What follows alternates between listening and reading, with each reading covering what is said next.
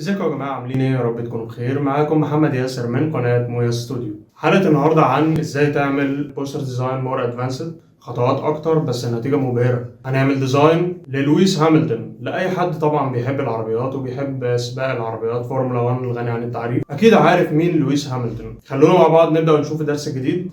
يلا بينا. نجيب سوليد كولر ونعمل الكولرز بتاعت الباك جراوند. أنا عايزها تبقى حاجات يعني فيها بيربل وبينك شوية وأزرق شوية، فبنظبطها. مثلا الألوان دي عايزين نعمل بقى جريدينت ما بينهم. طبعا كنا ممكن نعمل اد جريدينت على طول، بس أنا عامل سوليد كولرز عشان عايز أتحكم فيها بطريقة معينة، إن أنا أبقى زي ما أنا شايف كده على طول. نسحب كده من فوق، نحط كده تكتشر ظل ونور، يعني حاجة زي النخيل كده، زي الزرع بتاع النخلة. ونظبطه كده، ناد ماسك ونظبط خفيف قوي بالبرش نخفيه. بعد كده نخليه 100% تاني، نخفي الحتت اللي احنا مش عايزين يجي فيها التأثير بتاع التكتشر.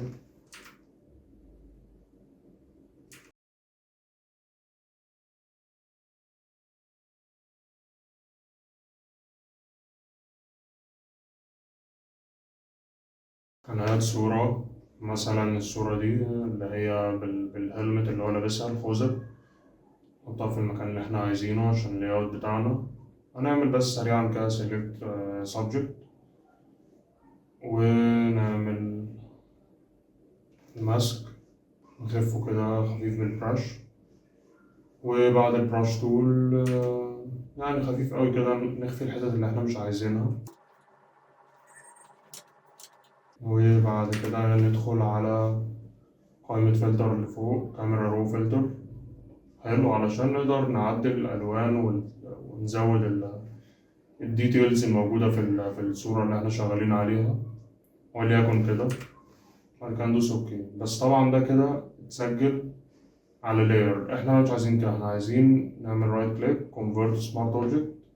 بعد كده ندخل من قائمة فلتر كاميرا رو فلتر، علشان لما نعدل على السمارت اوبجكت احنا بنقدر بعد كده نرجع نعدل على التعديل اللي احنا عملناه. لكن لو هو لاير عادي مش هنعرف نعدل عليه تاني، هي مرة واحدة بس. لازم بقى كنترول زد والكلام ده كله. يعني نعدل كده الألوان، نظبط الساتوريشن. اختصارا للوقت، أنا كنت جايب صور قصيتها زي صورة الطريق ده اللي فيه عشب أخضر، وصورة طريق تاني فيه عربية بس أنا مش محتاج العربية، فخلونا بس نظبط مكانها عشان احنا عايزين الحتة البلوري اللي قدام دي مثلا كده. ونقص بالبين تول. تمام.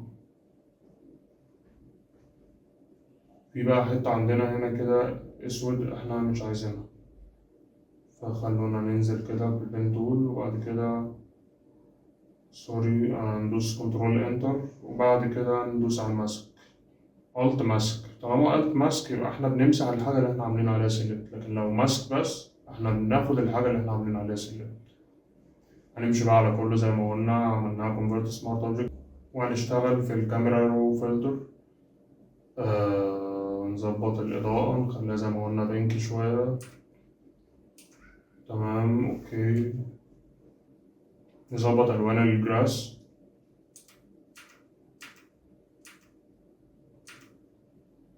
تمام جدا.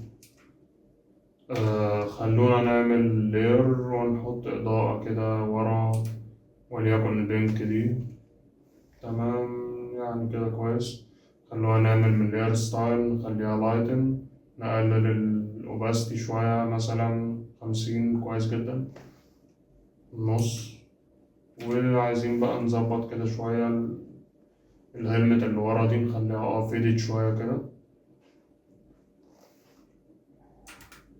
بعد كده خلونا نجيب صورة عربية، وليكن مثلا عربية لويس هامilton طبعا اللي هي الصورة دي. ونعمل عليه سيلكت، عايزين بقى نوضحه أكتر علشان ميبقاش في شفافية منه للعربية اللي وراه. وليكن مثلا نخلي الأوباستي بتاعت البروش 30، ونقف على اللاير ماسك، ونعمل كده زي ما شفنا. موشن بلور. خلونا بقى ندخل على العربية نظبط ألوانها.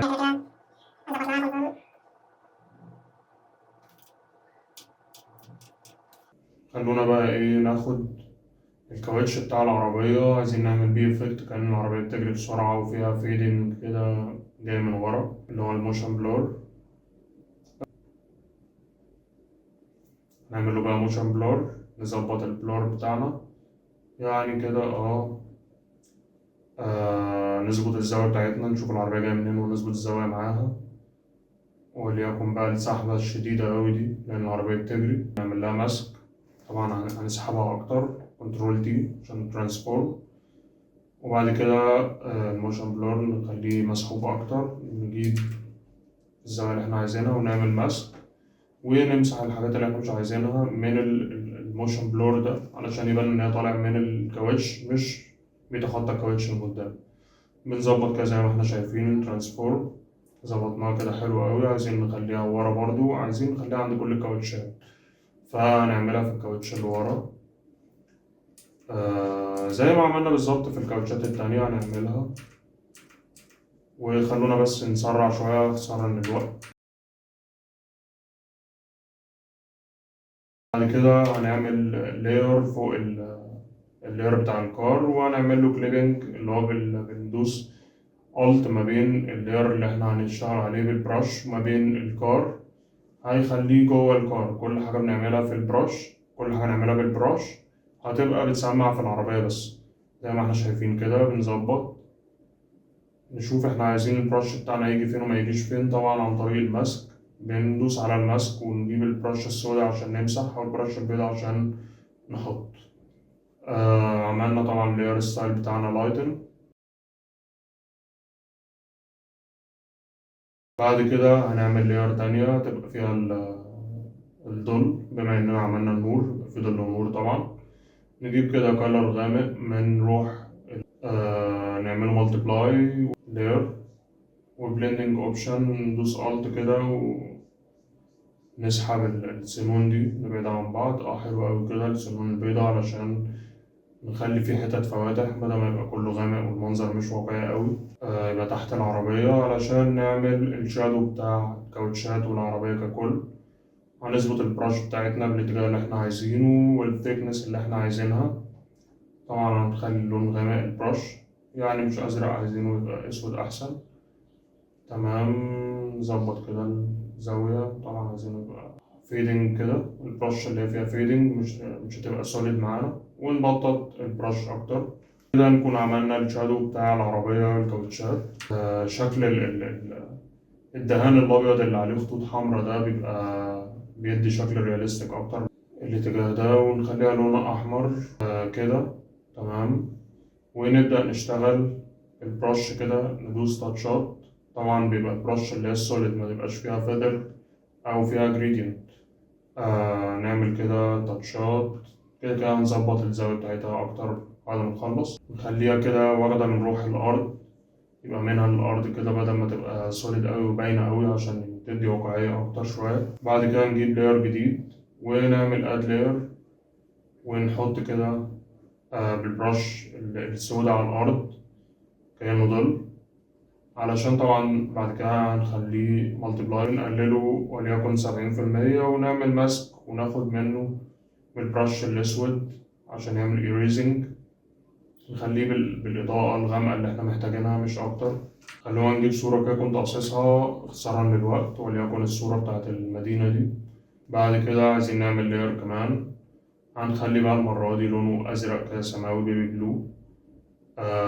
وهنشتغل تاتشات بسيطة أوي ورا المدينة، مثلا لايتن، ونقلل شوية بالماسك، نعمل ماسك ونجيب البرش السوداء ونشتغل خفيف أوي كده.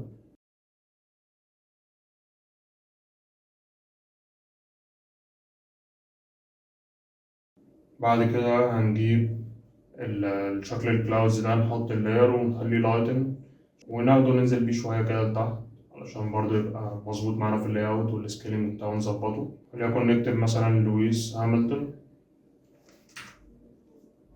نكبرها شوية، نظبط اللياوت بتاعها.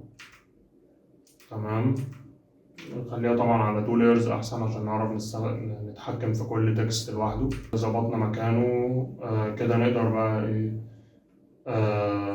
نشتغل شوية في الفيدنج بتاعه، يبقى إن هو منه للسما كده كأنه طالع من السما ومغطي على الاسم بتاعه.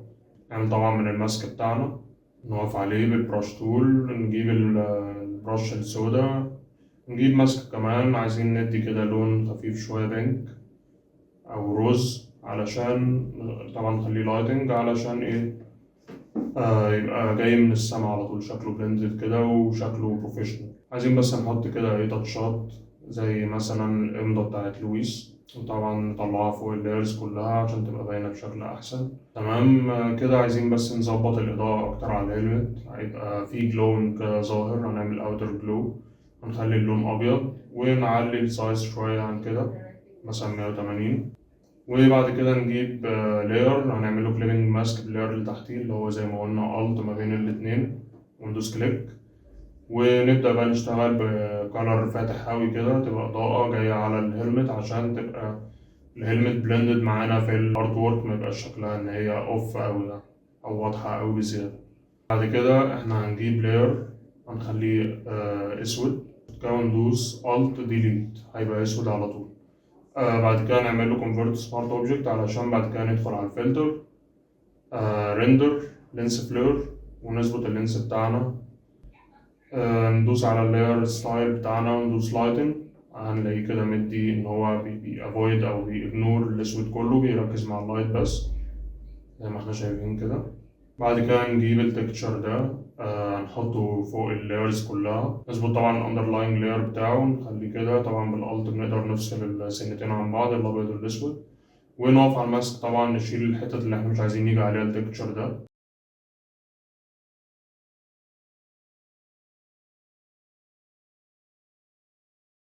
وبعد كده التكست بتاعتنا ولوجو فورمولا 1 ومرسيدس طبعا.